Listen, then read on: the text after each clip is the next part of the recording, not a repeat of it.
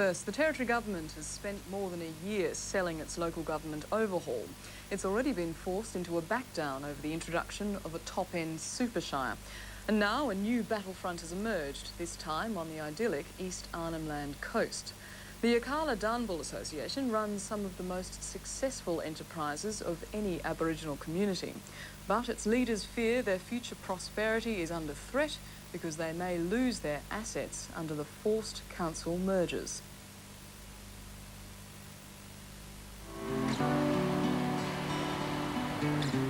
It could be a postcard seaside village anywhere in the tropics. Perched on the spectacular East Arnhem Land coast, Yirrkala is home to about 1,000 people from the Yirrkala and Ririchingu tribes. It's a clean, tidy and growing community. The lawns are mowed, rubbish is collected once a week, the roads are bitumen, and importantly, there's plenty of work. It's a very healthy place. It's got a clean area. In Northern Territory, I think it's the best I've seen in my life. Yirrkala is the very best clean community. Timmy Barawanga is an elder on the board of the Yirrkala Association. What the Yirrkala Land Care do, it's very important is for the people that comes here and work here. And this is the guys what they do. It's economic development for our people. The association had a $15 million turnover last year. It employs many locals and uses contractors to do construction and maintenance work around the region. Some of it's local government type work, but the bulk is outside business and government contracts. From a commercial point of view, we have some major things. We have a mechanical workshop that in Aboriginal communities generally struggle and don't make money. Ours does. We maintain all the houses, both with government grants and self-generated funds. The association's currently building a new $2 million customs office out near the wharf. Any profits were reinvested back into the community. Things like we have paid for bitumen roads, more so than the government could afford. The community also has a thriving farm, where the association uses mainly local workers. We also have a banana farm that has mainly bananas, but now we've expanded into pawpaws, sweet potato, and many other fruits and vegetables that we've tried.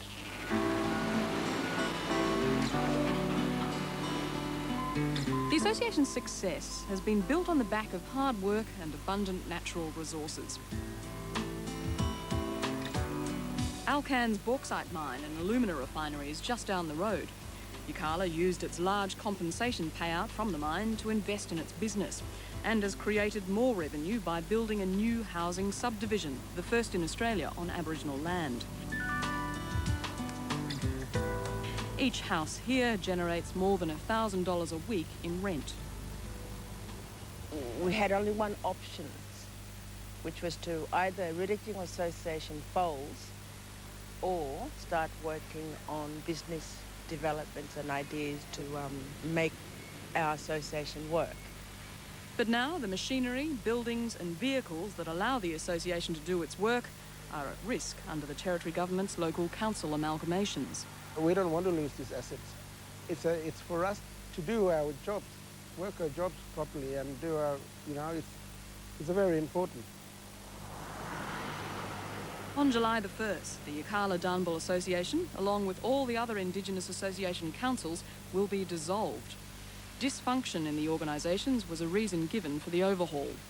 The Department of Local Government had to make 17 major interventions in the affairs of councils due to financial, administrative or governance irregularities. Yirrkala wasn't one of the communities under a cloud, but it's still being swallowed up into a new East Arnhem Super Shire. By law, all the association's property is supposed to go to the new council, but the government is willing to negotiate. Over the years, association councils have accumulated a range of assets from a range of different sources, and they've performed a lot of local government services. So those assets they've acquired come from local government funding for local government services. So the only assets that we'll be taking are what needed to be used to deliver local government services. Yirrkala's mechanical workshop shows just how difficult it could be to divide up those assets. This building is used for repairing both local government vehicles and outside maintenance contracts. Council Coordinator Adrian Rota says losing assets like the workshop could see the business fold. The Territory Government made it very clear which assets they need, and we came back and said, well, we're sorry, but those assets are needed to ensure the survival of this business. This week, the association's board met to discuss the situation. They're working towards becoming a corporation to protect some of their property.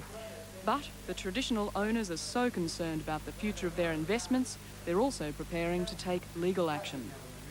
You've told us you want to equip Indigenous people, you want to train Indigenous people, you want to educate Indigenous people in the name of self-sufficiency, to run your own community. And where's all that? That's what we thought. Where's all that if there's changes, if there's takeover? Yirrkala isn't the only community wrapped up in this dispute. It's also spread to Central Australia.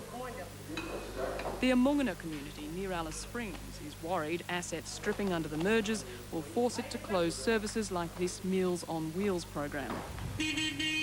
It's challenging the council amalgamations in the High Court. But we've sat down with communities across the Territory and negotiated through this quite successfully. We are at the table waiting for the Amungana management to come and work through those issues. The same with Yirrkala. We're in discussions as we speak with those assets. The Territory Government is standing firm on the need for reform, but the Yirrkala traditional owners are vowing to do whatever it takes to keep their investments safe for the future generations. Over the years, there's been ups and downs in those communities. I think this regional model of local government will actually bring certainty, some stability. It's just really hard work for a lot of us, myself and many people in this community, to encourage young people to please stand up and do something for your own people, your own community. Hopefully we can show that we can do something for ourselves. We have to have a self-determination for our businesses, and that's what we want to see for our generations. You think that is the answer? I think that's the answer, and also work together is in government, but also listen together.